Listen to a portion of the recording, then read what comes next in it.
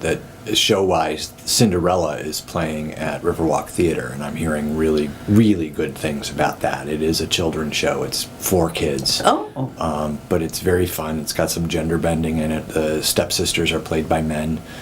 And it's a musical. It's a fun romp. I'm just hearing great things about it. So check it out at Riverwalk Theater. Just Google it. Think about how many times that's been produced in different formats and versions. That's kind of cool, because it's as old as they come. You know, another one that's on TV this week is Peter Pan. That's right. Peter Pan is on, I think it's Thursday, right? Thursday or Wednesday, I'm not sure. It's on NBC. It's, and Christopher Walken as Hook. And he looked awful. Yes, he does look awful, but supposed to. Captain Hook should look awful. But he should look like he isn't embalmed. I mean, you want a livelier Captain Hook. He looked horrible in that part. Well, you know, that is Christopher Walken in terms of his persona. So my husband repeatedly watches the video of Christopher Walken making chicken with peaches. They can use alligators. No, he has this video on YouTube, and he's quite the amateur chef, right? And he has that. I love the cadence that he has, you know. So I mean, everything is so strange. I can't imagine what it's going to be like. It's live too, from what I hear. Yes, right. Yes, it's they're building this off of their successful Sound of Music that they did a couple of years ago, which was a live cast as well. It's personally, as somebody who's a big theater fan, I kind of like the idea that they're doing it live. Oh, I do too. I think it's cool. There's all kinds of mistakes that happen that are entertaining to catch, but the other thing is that it's actually the actors that are performing, so it's not really up to the director to make the final cut as to what appears on the screen for you. Right. So to me, it's more of an actor's venue than it is the director. 1954 when it was first performed. Oh, was it? Mm-hmm. Wow. This musical version. Yes. Yeah. 54. And we had, I think it wasn't Kathy Rigby, the little gymnast, the first, or one of those Sandy Duncan, the first to do the gender bending where women play Peter Pan. I think it was Sandy Duncan. Oh, no. Duncan? Peter Pan was originally a woman. On what production? Mary Martin. Mary Martin, yeah. That's who it was. Mary Martin, joined by Steve Harry and Todd Heywood. We're all jumping in on this together. That's what I remember. All jogging our memories. It surprised me when I learned many years later that Peter Pan was totally changed the kind of the thought pattern that was going through my head back then. There have been some clever Captain Hooks over the years too, haven't there? Yeah. Robin Williams. Yeah. Robin Williams, yes, Hook. Yeah, that would be interesting. Be fun to dig some of those out and see. Didn't Dustin Hoffman? Oh my God! Play Captain Hook at one point? Yes, it was. It was Dustin Hoffman who played Captain Hook. To Robin Williams as a grown-up Peter Pan. Oh, that's right. Yeah. In Hook, it's a great show. They're just very fun to watch. Together. I've got the poster for that at home, and I don't have it up, but it's just the Hook. Yeah, right. Yeah, that's all you need. So it's either that or Vonnegut. I must say though that we did our movie of the year this year, and closing out, we almost made it through 2014 without seeing a movie at a theater.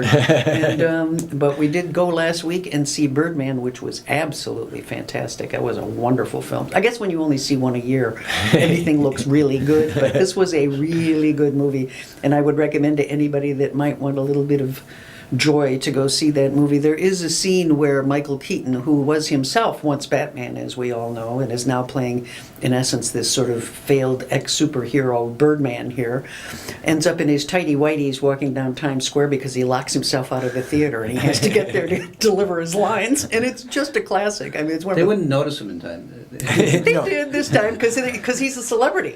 They wouldn't notice you. No. They wouldn't think twice. But I mean, he was Birdman, so everybody cared, right? That's how that works. It was just clever. When you were speaking about live TV, though, I do have to throw in one thing. I was actually watching Climax Theater on the night where they had a play that was a whodunit. They shot a guy. He's laying there, and he assumes the camera is now off of him because he's dead. And he crawls off the stage. Now, when your corpse crawls off the stage, it's really hard to pretend after that you're trying to solve this murder. Suspension of disbelief just goes out the window at that point. They said that Johnny Weissmuller was once doing a live production out in L.A. and he had to kill somebody, and when he went to kill him, the fake gun didn't go off. And he tried going bang, bang, but nobody was buying it.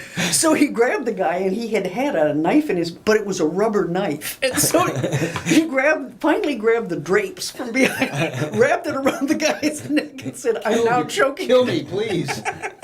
I mean, you do have to improvise when it's live. I think the worst I had was we were doing a production of Rocky Horror Show, and Rocky was dead, and Janet was running to Brad and stepped on his private place. Oh, and no. so Rocky, this dead corpse, goes, "Ooh!" and then flops back down That would have dead. been good in Rocky Horror Picture Show. Yeah. Though. That would have fit. That's funny. That was Chris Showerman, who's now out in Los Angeles making Yes, films. George of the Jungle too. Yes, Yes, yes. And he was once named Samson Silverthorne, by the way, when he was here locally. I did not know that. Yes, and tell him that you remember him in the days of Samson Silverthorne. All right. What was he? That was his stage Was he a name. male stripper or what? Should have been with Chippendales. Yes, Wow, that's that a was strange name. Quite good, yeah. I only did one performance, one play in my life as the lead. It was at the Stonehouse Theater in Jackson, and it was Murray Shiska. I mean, that's not a good thing. No, that's one of my. That was my only. Todd is our experienced actor here. Now, Steve Harry, I want to talk to you first. This is going to be an interesting segue, Steve. It's the weather, Steve. We've dragged you into this, and I better announce that it is LCC Radio, WLNZ 89.7 here in Lansing, Michigan. And we're talking with Steve Harry because Steve has a blog that I've really been fascinated by because you dig out all kinds of interesting financial information about how government works and various kinds of where they're spending their money. And one of your recent blogs took a look at things like police retirement packages because they're fairly generous as a result of the fact that police can retire so early and then go sort of double dip with another job. What were you finding out with this? Well, I've sort of been watching this over the years, and I've sort of, you don't hear too much about what policemen do after they retire, but once in a while it does show up in the newspaper, and so I sort of kept track, and then I kept a list of them on my blog, and there was about 6 or 8 of them that I found that had gone on to good jobs. Some of them really high-paying jobs, like Mark Alley went to work for. Former chief. No, you're right. He went to work for the company that does the anthrax out here. Mm-hmm. Oh, What do they call bioemergent? Emergent. Yeah. I think they had another name earlier on too. Yeah, Didn't that's they? why you don't remember it. Teresa Savansky went to work for the school system and is making a real good salary there. Some of them were, some of them combined with their pensions are making over $200,000 a year. I was looking at that. You know, when you figure that in 5 years you make $1 million and you're supposedly retired, this is your second career, that's quite a handsome package. Yeah. I was surprised at that because it's 20 and out here, isn't it? 20 years? No, and out? 25. Oh, 25 years. Okay. So you could go to work at the police department at 20 years old, and you could be out at 45 years old and have another 10 or 20 years at another career someplace and be able to have really quite a lucrative double-dipping package here. Yes, it happens. Now, how do you get your hands on the information? Where do you go for sources? Well, the information on retirements is in the minutes of the retirement boards, city retirement boards. So you can get your hands on the minutes. You can go to the meetings and pick up the agenda. It's all in there. It tells who retired, at what age, and how many years they had. That's all right there. And then I post it all on my website so you can see it going back for about 3 years there. What is the URL of your site so people can know where to find this? It's steveharrypublicpolicy.com. Now, firefighters have a similar retirement program, don't they? It's the same. Same one. Same okay. as the police. And the Police and fire the is the reason behind that is because of the risk they take. It's kind of where it derived from. Is that right, Bonnie? It's been a quasi-military operation, and the military has always had an early retirement program because of the supposed risk and so forth, and you're putting your life on the line. I did check tonight, though. I went to the OSHA, the Department of Labor site, and police work is not even on the top 10 most dangerous careers in the United States. If you take a look at it, it's mining, logging, farming, construction, all of these different jobs. Despite the fact that we do hear about police shootings quite frequently, the reality is that it's not as dangerous a job as some others, and I think many construction workers would love to think they'd get 20 or 25 years and out. A lot of the on-duty fatalities among police and firemen are heart attack. Especially among firemen, I think. I think it's that surge of activity when you're called to the scene of a fire and hauling the hose, and especially if you're a volunteer fireman and you haven't been training regularly. Steve, have you ever looked into what I would call, what's commonly called politicians double dipping, where they go through several political careers in their life? Or triple or quadruple. Quadruple or more than that. By that I mean they'd be a county commissioner, a legislator, they might work in the governor's office or for the school district, and all those retirements kind of add up, don't they? Yeah, that's possible. I mean, if you go from county to state or the other way around. Which is getting You more would certainly typical pick up because two of the pitches. turnover in the legislature. Pretty common. Yeah, right. When we see term limits nowadays, are they still getting vested in retirement packages the way they did before term limits came in? I'm not sure, but I think they went to a defined contribution program a few years ago. So Now, the police that's not are in an issue. actual pension where it is... Yeah, they get theirs is defined benefit. Defined benefit. That's the defined contribution, defined benefit. That was the change in the aerosol law that really made a lot of difference to a lot of people, because it used to be that you could sort of count on your pension and there Yeah. was a built-in escalator. Nowadays, if you don't manage your finances appropriately or the stock market crashes, I mean, one of the challenges that I faced when I took a look at my TIAA CREF account, right, because most educators in the country belong to that. It's basically an insurance company, but they hang on to your money for you. You didn't have as many choices as you could have. I mean, you couldn't put it into something as safe as a CD. All of them were some sort of equity-based or bond-based contributions that you had to worry about in the future. And most people, I think we're going to face a real challenge here, figuring out baby boomers are not going to be as able to retire as the previous generations that had that defined benefit as opposed to defined contribution. It's going to be harder to count on. How did you get interested in looking at this, Steve? Well, I did work for the State Department, the State Office of Retirement Systems, so I had a little background there. And I knew that, and then I started learning that some of these retirement funds were a little bit behind, underfunded. Right. And took an interest there. Was that another change in the aerosol laws where they were loosening the requirements for how much you had to have in the accounts? I'm not sure about that now. I don't know. Because what we're I seeing know they now, for tightened them up. example, we're seeing the Postal Service squeezed because they're being required to put aside a much larger amount towards their unfunded liabilities for retirement. They have to fund them in advance compared to other government entities. And so we're seeing that there are ways of playing with this. I mean, one stroke of the pen and all of a sudden that retirement package isn't as reliable anymore because it's not as well funded. I get the idea that the post office the rules for the post office are stricter than everybody else. Absolutely. 5 times more of a retirement defined benefit. That's what we're seeing, though, with things like the emergency managers coming into Right. various cities around the state of Michigan. There were these promises made for retirement. Have people like police chiefs faced this yet in cities like Detroit? What's happening here with our emergency managers coming in and chopping these kinds of retirement benefits? Of course, that's one of the powers they have, I think, is to terminate contracts. But I just saw a speech by, I think his name was Joe Harris, who was the emergency manager in Benton Harbor. And I was surprised to learn that, well, he turned things around there. He did quite a lot to fix, get their finances back in order. And he said that there were no contracts broken during his stay there. He says he sat down with people and they talked, and it was negotiated. It wasn't anything arbitrary. So. Because that's not going to be the case in Detroit, it doesn't look like. Well, it's not the case in Yeah. Detroit. And in fact, with Detroit and the Detroit bankruptcy, we know that the pensioners were given a choice: either approve the bankruptcy plan, or we're going to gut your pension altogether. That was the way that vote was presented to them. So of course the majority of pensioners said, okay, we'll approve taking a cut. And we see, and I would disagree with the assessment out of Benton Harbor. We know that there were multiple contracts that were broken down Oh, there. really? Yeah, absolutely.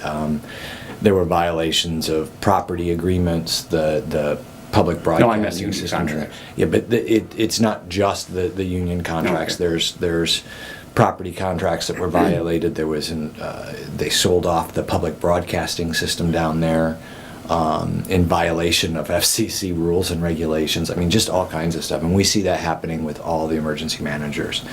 One of the things that's really surprised me was that when they made those changes in the aerosol law, they really left people more vulnerable. Now, there was to be a federal fund that if a company went bankrupt, they could go to that, the pensioners could go to that fund and they would have at least part of their benefits restored through that fund.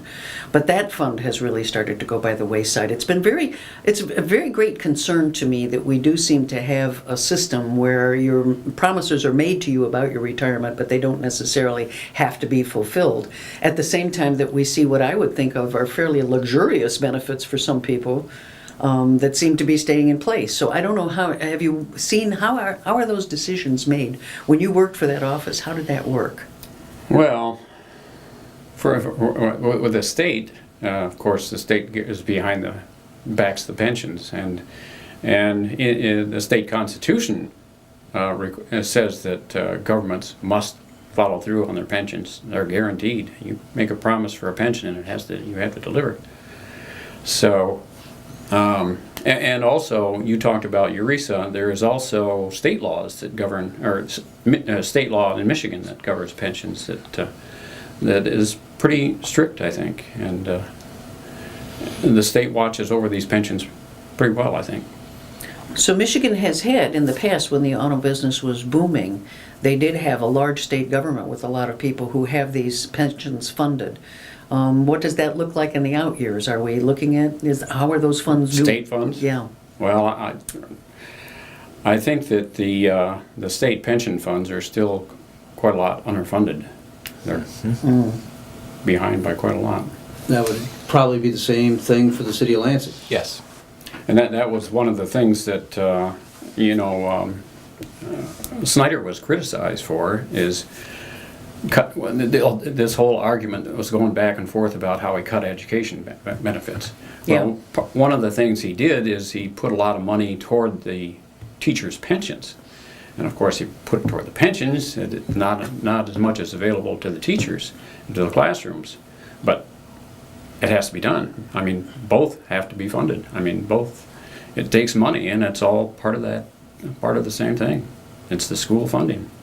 Now, you've been watching some of the state finances. What other kinds of issues do you cover in your blog? When you're looking at public policy issues and money, what kinds of things are you looking for to report on? Well, I don't look at state issues quite so much.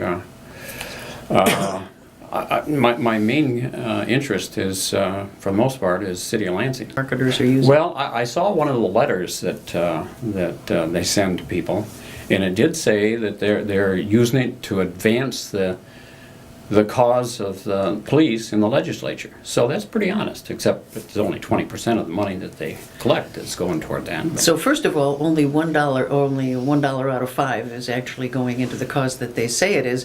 And somehow advancing the cause doesn't sound quite as worrisome as lobbying. right. Or political buy-offs, Political, which yes. is more accurate. Yeah. That's contributions. Yeah. And then I just recently, or just yesterday, found that there is another group out there, COAM, Command Officers Association of Michigan, and they do the same thing. And so do the sheriffs. I'm not sure exactly if it's I'm the not sure what same they're thing. raising it for. Is it for PAC? I don't know, but I know they raise money. What I did is I looked for payments going to this one telemarketer. Oh. And that was the only two groups that it was serving. Now, there might be other telemarketers serving different. Where is the telemarketer located? Is it a Phoenix, Arizona. See, yeah, We wouldn't want them in Michigan. right. We wouldn't want those jobs to be churning any money here. That's one of the challenges, isn't it? I mean, first of all, we know that a PAC is much less difficult to get through the federal registration system than a nonprofit is. I mean, you know, you are often given a temporary certification and so forth with a nonprofit, and it's very difficult to get that kind of certification. But a PAC, you can do that in a day. You can apply and you can set up your own PAC. So I don't know, how about the Bonnie Betterment Committee? And it would go towards enhancing the lifestyle of Bonnie. I was saying that, you know, I need an endowed couch at MSU. My behind is too big for a chair. I think what you need is a 527. A 527, yes, Yeah, those are the that's- ones, that's aren't what they? Verge has. So. Yes. Those are, does the word, it's winter almost, does slush come to mind? You can kind of use those for anything, is that right? Apparently. Apparently. Verge does. I mean, I think everyone does. One of those? It's one of those you can pay for basically anything you want. Trips to the conventions, whatever. Now, how is it that these PACs get around the no-call list for telephone solicitations? Because my understanding was that you had to be a nonprofit, that nonprofits weren't bound. I mean, if I sign up, which I have, to say, please don't solicit me through telephone calls, I thought it was only nonprofits that were eligible to still call me. Does this mean that I could hit the jackpot and get a $5,000 fine they pay you if a place calls you after you've been put on the no-call list? I wonder if they're acting because they're agents of the nonprofit. I don't know that there's a nonprofit. Oh, they have some state certification as a lobbyist, I assume. But that's not a nonprofit, is it? I believe when we start talking about political action committees and political stuff, that the do not call list does not apply To them either? because that's why you can get away with robocalls Yes, you're right. as a Oh, politician. You're right. It's political speech and you can't inhibit That's right, that. because corporations are people too, my friend. I see. Now, what made you start the blog? Was there some particular issue that made you say, this riles me and I want people to know about this? Well, I've been interested in politics and public policy for a long time. And then back several years ago, I ran for city council. It was this is way back in 1992 at the time of Lansing's infamous early retirement, where the mayor and the city clerk retired. So that sort of got me interested in local politics, I see. because I was in the group that supported Ken Vaughn's lawsuit against the city, and then several years later, and I didn't create the blog at that time, but I was just interested in the politics. But then several years later, I ran against Joan Bauer for state rep. Oh. As a Democrat in the primary, which wasn't very smart. And but I created a website for that campaign, and when that ended, I just turned it into a general blog type. So you kept blogging? Yeah. I mean, have you remained a registered Democrat over all these years, or? I generally vote Democrat. Yeah, mostly Okay. Democrat. Okay. So, but you watched both parties? Yeah. I don't really get into the state politics too much. It's mostly local. Mostly local. And it's Steve, one of the things, and we kind of hinted about it, is where you get multiple pensions. Do you think that it would be good public policy to limit the total amount one person can get from various governmental agencies Public in a coffers? lifetime? well. Set a cap on it, or Or is it just a lottery and if you win, you win? I would like to see all defined benefit pensions ended. And make them all defined Right. contribution? Yeah, or just pay people enough so that they can put money away for their own pension, plan their own pension. Because it's very difficult, especially it's difficult for any employer to put away enough money when you don't, what you're doing is putting it away for something that you're going to have to pay in the future, and it's very hard to calculate. I mean, that's what actuaries do, but you never know when you're going to run into tough times, and just like the state did here a few years ago when the stock market crashed, that's what funds these pensions to a large extent, it's a stock market, and But why, I mean, so it's one kind of of a gamble. one of the purposes of public agencies is to assume the risk because for individuals it could be devastating. So that same crash could have affected the person who had their own defined contribution plan. Right, And I right. mean, they would be the ones suffering. And it would seem to me that what you try to do through programs like Social Security and other retirement programs is assure the elderly some sort of floor Yeah. below which you're not going to fall. And what I would like to do, I'm not really too happy with a lot of the pension systems, is we have a Social Security system. Yes. And that's sort of that safety net Yeah. for the elderly, like me. And what I would like to see is, rather than have all these different pension programs and things for people that are going to be retiring, increase Social Security. I mean, if Social Yes. Security isn't adequate to do it, Yeah, expand it right. and have just one program that covers everything. So you're talking about basically single-payer retirement, just as we think of Yes. single-payer health care. Well, yeah, Social Yeah. Security. Yeah, because it would be expanding Social Security would make a lot more sense. But you know, then the reason that we see all this effort to privatize Social Security is so the financial industry can get a taste of all that money. So it's very hard to get that through a system where the lobbying relies on the contributions of the financial sector, which has now grown to become much larger than the manufacturing sector in this country. So they've got a lot of power. Yeah. And that's one of the challenges. You're listening to LCC Radio, WLNZ 89.7 here in Lansing, Michigan. We're talking with Steve Harry, who has steveharrypublicpolicy.com. That's the blog where you can find his postings on a variety of different topics. And he looks mostly at the public policy and financial issues related to the city of Lansing and sometimes state-based. Steve, one of the things that came to mind today, because we just got our taxes, I think, today. City taxes. Yeah, Yes. today or Friday, I don't remember when it was. But anyway, they're still doing the personal property tax for a while, and that's not going to be collected anymore. I know there's supposed to be something that comes in behind that and fills that gap. What do you think the likelihood of that is? I mean, the city's going to lose a lot of money from not being able to assess personal property taxes. Yeah, I don't know how that's going to work. Does anyone? I know that a lot of the cities are very nervous about it, and but. Hello, emergency manager. Yeah. You know, one thing, it seems like cities ought to be able to finance themselves, raise their own taxes. Yeah. And I believe that there's a state law that limits what they can do. I mean, they can't just go out and institute a income tax. Right.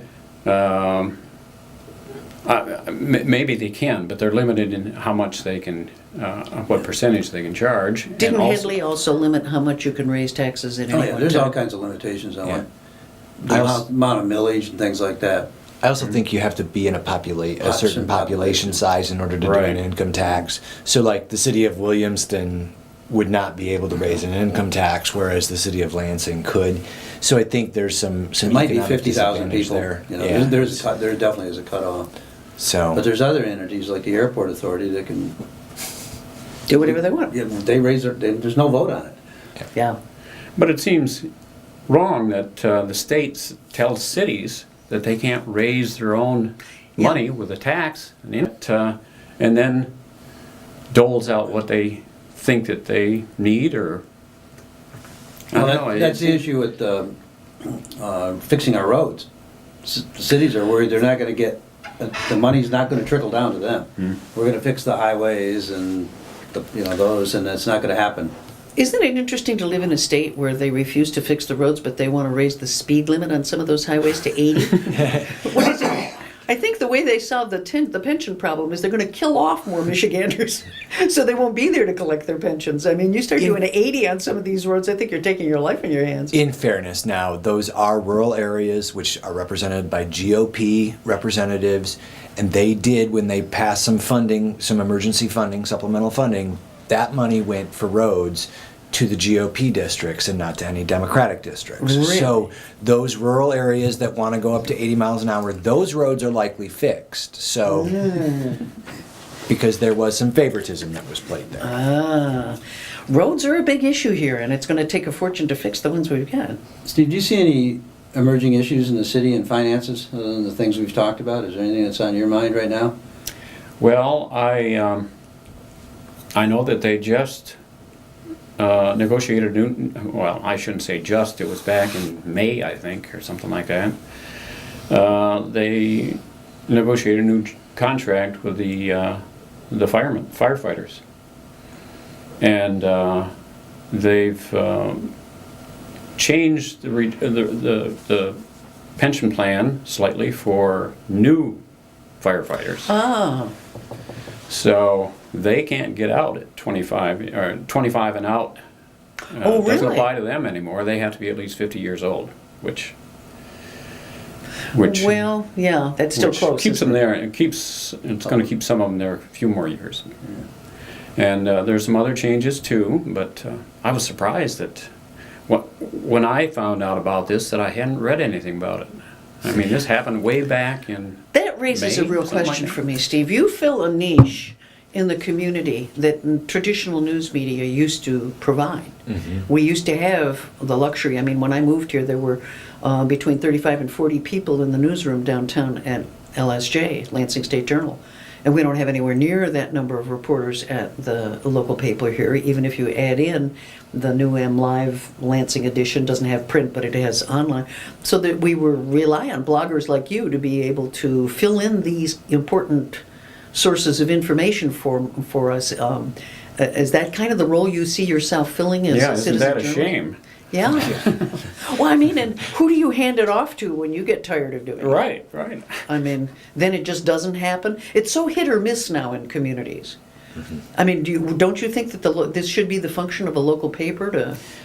Yeah, and there's a lot of very good reporters out there, but Yeah. just not enough of them, I guess. Right. Yeah, they have to make choices what they're going to cover.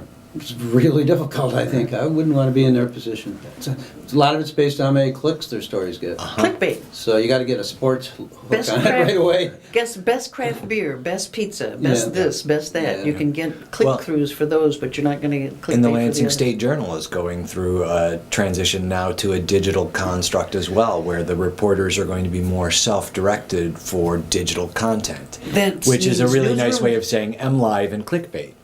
And it's the newsroom of the future that the Gannett Corporation is doing nationwide. What that really means is that they're eliminating copywriter positions, copy editors. So more and more material is going direct. At the same time that I have a new generation of students, by the way, it's one of the strangest things in the whole world. I keep harping on this, and they still turn in a lot of stories where multiple sentences have no periods at the end. And I was trying to figure out, why is this? I mean, I rant and rave about this at every class. And you know what I realized? There's 140 characters on Twitter. Yep. If you use a period, that's one of those characters. So you don't use punctuation, right? And it carries over into the story. I mean, I can't tell you the number of stories that I keep reading that have no periods at the end. So it's kind of amusing because that's the texting generation and the Twitter generation is not doing that. At the same time, they're going to have more of their copy going directly into the paper. So if you threaten to like flunk them for the assignments that show up without periods in them, Doesn't matter. It doesn't. I still get them. And if you don't have that in the syllabus, you can't do that. well, then put it in the syllabus. Do I have control of the syllabus? No. Oh, well. See, there's always a rule See, that somewhere. means you should start watching universities, Steve. Yeah, Very much. that's an LCC. interesting one. LCC, Yeah, MSU. LCC needs some watchdogging. I Yeah. mean, pretty much the boards and universities and colleges, no one attends them. They don't, Unless there's a big controversy. even when there is. I went to the MSU Board of Trustees when there was the reorganization plan and this was years ago, and a number of different groups were on the block and they might be eliminated, departments and schools around the university. And I took video and I was the only one there taking videos. So I have all those videos up online, nobody else does. Showing trustees sleeping, talking on their phone. It Yeah, was embarrassing. I was real popular. Well, one of those trustees did not get reelected, right? I think that's true. Yeah, that does make a We're difference. not mentioning names. Now, are you, when you write your blogs, did you teach yourself how to create the website itself? Are you a techie? Well, I'm technical enough to get by. So it's a pretty primitive website, but I do It's it all not myself. bad, though. It's nice and clean looking. Well, there's a lot you can do on a website, because you can Yes. you can link to things. You can write a short story, but link to that'll please the people who've only got 5 minutes to read something, and link to something that has more information, more detailed information. And of course, with my website, I don't have to make money. I don't have to advertise. So Right. everything can look. You can concentrate entirely on the story, and you don't have to any distractions from. That's what we've done with Ads. Lansing Online News. What's your next story? Can you tell us? Yeah. Oh, well, there's a couple of them out there, but there's one that's going to be that's going to argue against the whole concept of collective bargaining. That'll make you popular. And I'm also working. I'm trying to write something up on this new firefighters contract. Good. What about the Freedom of Information Act? This brings Todd Heywood into the discussion as well, because Todd has testified at the Capitol on numerous occasions trying to get a more solid Freedom of Information Act and Open Meetings Act here in the state of Michigan, because FOIA in particular gets chipped away by agencies that either drag their feet in getting you the information, or they want to charge you $50,000 to give you the information. Is that a problem for you? Do you have different... Oh, yes. Well, at one time, and, you know, I should tell you that I think I was responsible for getting legislation passed here in Michigan. And I think what that legislation was to prohibit local governments from releasing the details of pensions. Oh. And the reason I suspect, and I don't have any evidence whatsoever that to back this up, but I believe it's because I was posting the actual pension calculation sheets of state or city retirees on my website. So instead of But- strengthening our access to information, Yes. the government clamped down so you wouldn't get it. Right. I'm sorry about that. Oh. Thanks for ruining the transparency, man. It's Thanks. all your fault.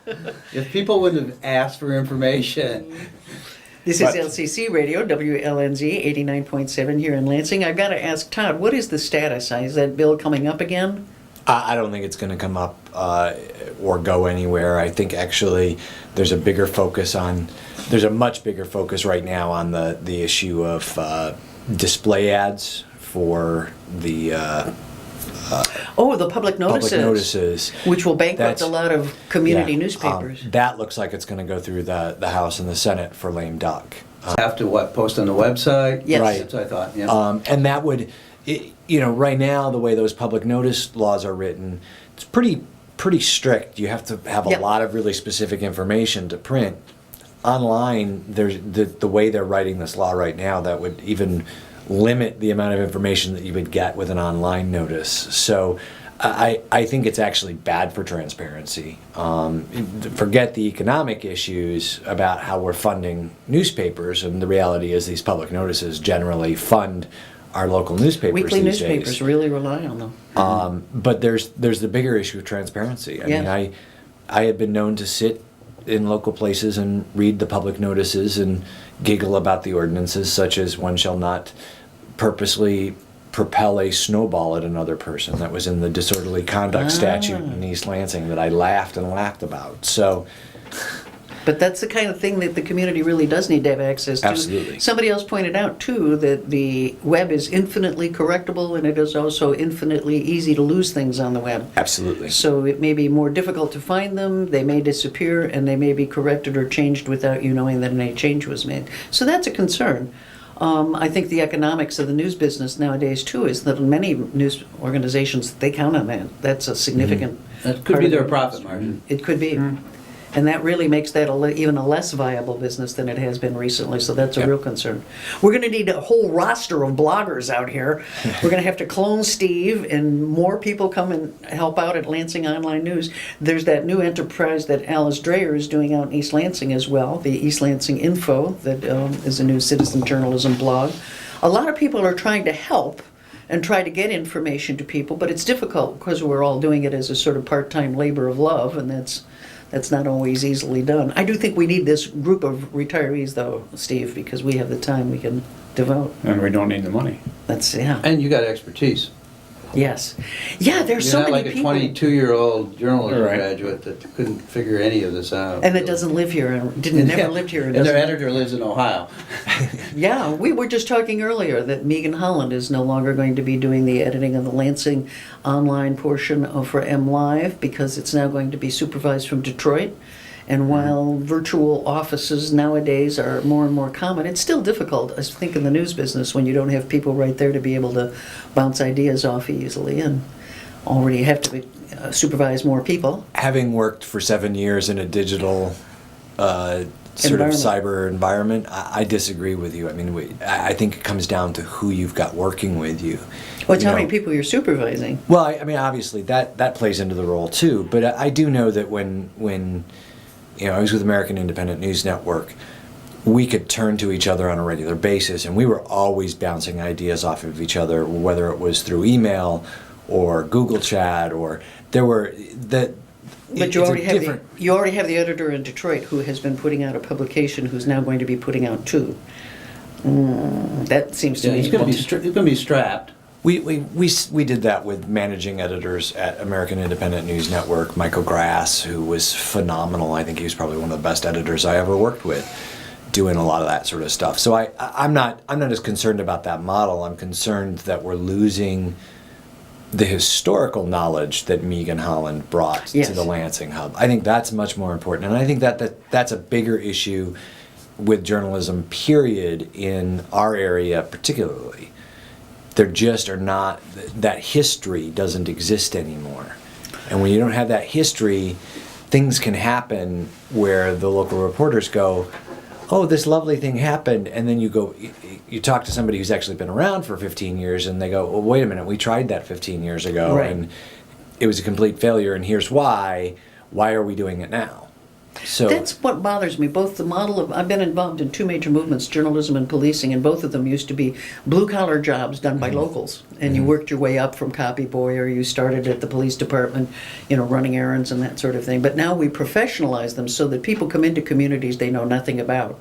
And it's so difficult to try to operate in a milieu where you have no history, Right. especially in the field of journalism. I mean, just the stories you shared from what happened in government earlier, in the city of Lansing, it's hard for a rookie to ever find those out if there isn't somebody in the newsroom who has that kind of wealth of knowledge. Plus, you probably can't find it in your own archive. no, We used to have a morgue. We did. we still do have morgues, but they're not as effective as they used to be. I remember going to the morgues when I was at Lansing.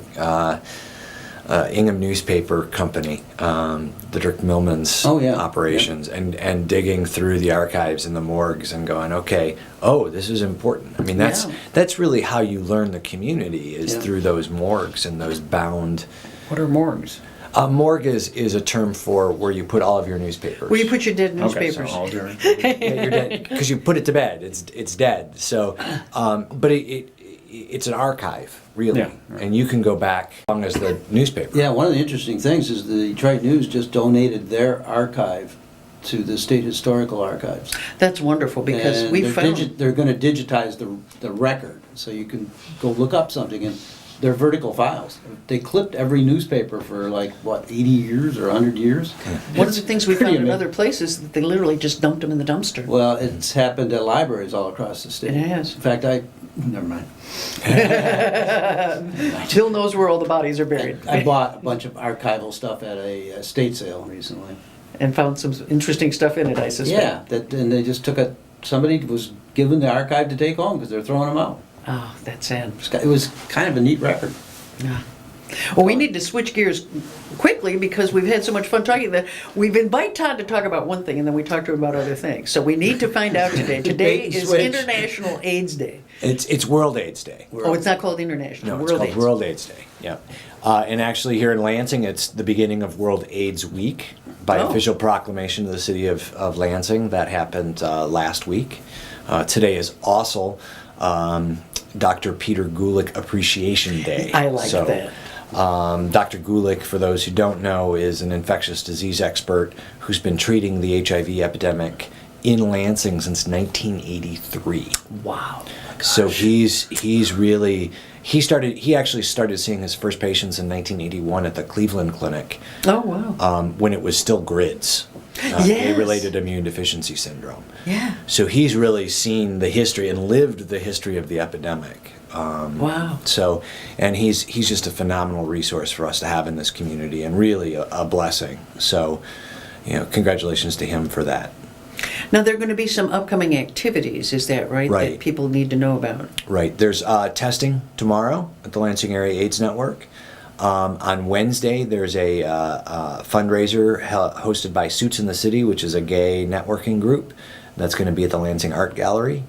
And then Thursday at 8 o'clock at Esquire Club is a revolutionary bingo, which is an educational fun time, and that's going to be hosted by the drag queen Delicious, who is cool. Lots of fun. She's fun to watch and play with. And then Friday, Spiral is hosting a Red Party. And then finally on Sunday... What is a Red Party? Red Party is just a recognition of red as sort of the international color for HIV, AIDS. Okay. And so it's like a white party, except it's red. And you So should wear red. You should wear red. You should, yes. And then the last thing is on Sunday, and this is the one I'm most excited about. Eric Paul Liu, who is Mr. LA Leather 2014, is coming to Lansing to participate in a pre-exposure prophylaxis conversation at Esquire Club at 7 o'clock. And we've talked about PrEP before, but Yes. for those who aren't aware, it's a once-a-day pill that's been proven to be at least 92% effective in preventing new transmissions. So Yes. if you are HIV negative and you take this drug every day, it is 92% effective in preventing you from getting infected. There's a mathematical model that actually shows that it's up to 99% effective. That's pretty phenomenal. That's a game changer in the epidemic fight. But unfortunately, we're seeing lots of problems with access. There'll be a young man on the panel on Sunday who had to go through 3 different doctors in order to get access to this drug. Really? Because doctors didn't know anything about it or told him that they weren't going to encourage him to have unsafe sex. Really bad messaging. Dr. Peter Gulick will be on that panel. The Assistant Deputy Health Director for the county will be there. Dwayne Riley, the Prevention Manager at Lansing Area AIDS Network, will be there as well. Todd Tennis, the Ingham County Commissioner, who's likely to be the chair of the Health Policy Committee, is going to be in attendance. And That's part of Sunday at Sunday Esquire. at Esquire Club, which is 1250 Turner Street in Lansing. And what time is it going to be? 7 p.m. 7 p.m. 7 p.m. Now, Today, Apple, wasn't it if you bought Apple products today, they had Red Day? I don't know. Is that right? Yeah. Probably. I mean, I know they've done a lot of partnerships with Red, Yeah. which is, oh goodness, what's Bono's right. project. Now, one of the concerns, and we had talked about this previously as well, is that the medication that we're talking about that is so effective, the name of the pill is Truvada, That's correct. and that pill is quite expensive, so is access, but you said that there are opportunities to have some of the costs underwritten. There are. The Gilead, the drug company that makes it, has an assistance program, both for people who have insurance. It'll cover, I think, up to $300 a month in copay. And they also have a program for people who don't have insurance to cover it that way. What we do know is that it is covered, Truvada as PrEP is covered by most insurance companies. Oh, But what we are beginning to see now is that as people begin asking for this drug and start getting it, the drug companies are going, oh, we're going to move this to a different category. We're going to put it into a higher level, so you have to have a higher copay. Oh. So there's some fighting going on about trying to make sure that we get this listed as a preventative, which would reduce its cost immensely under insurance plans, just like the birth control. Right. And Which that sort of isn't stuff. always covered. Yeah, which isn't always covered. You may have to pay extra for it. But we're trying to work to get that addressed. The bigger issue, honestly, is getting doctors that are knowledgeable about the drug, who are willing to write the prescriptions, because they're either not knowledgeable, or they're not knowledgeable and they moralize, or they moralize. Right. For instance, the young man that's going to be on this panel, he's not super sexually promiscuous. He uses a condom all the time. He just wants an extra barrier of protection. I think that's responsible. I think that's somebody taking responsibility for their health. I know of another young man who is under the age of 18, who is sexually active, who asked his general practitioner for PrEP and was told, oh, this isn't for growing boys, it will hurt your body. As if somehow getting HIV is good for growing boys and isn't going to And the hurt his cost of body. treating HIV are significant, so that's... It's about 4 times the cost. Yeah. So that's one of the questions too. I mean, we are looking, it's complicated economics, but we have to, as these new opportunities come about, we have to be aware of. That's why I'm glad to see there's a whole panel discussion on it on Sunday, plus all of these other activities. There was an announcement today, I gather, that maybe we are beginning to see a turning of the tide with AIDS internationally, new infections, maybe? Yes, but I think that has more to do with getting people who are infected and know that they're infected in treatment. I see. We do know that when somebody is on successful treatment, which means that their viral load is suppressed, that it is virtually impossible for them to transmit the infection. So that along with this advent of PrEP, I think is really going to change the tide. As I said this morning on WKAR, I am absolutely convinced that we have the tools today to end this epidemic in 10 years. Oh, that would be fantastic. We're so glad to have you here and keep us aware of this. You can come and visit us again next Monday night. This has been Lansing Online News Radio, LCC Radio, WLNZ 89.7 here in Lansing, Michigan. Our guests tonight have been Steve Harry of SteveHarryPublicPolicy.com and Todd Heywood, who writes all over the map. He put together some of that, almost 5,000 words today from what I could calculate, that he's already churned out today, so you can find his byline almost anywhere these days. Just Google for Todd Heywood. And if you come next Monday night at 7 o'clock, this is our weekly Lansing Online News Radio show with Bonnie Bucqueroux and Bill Castanera, and we'll see you next Monday night. Thank you very much.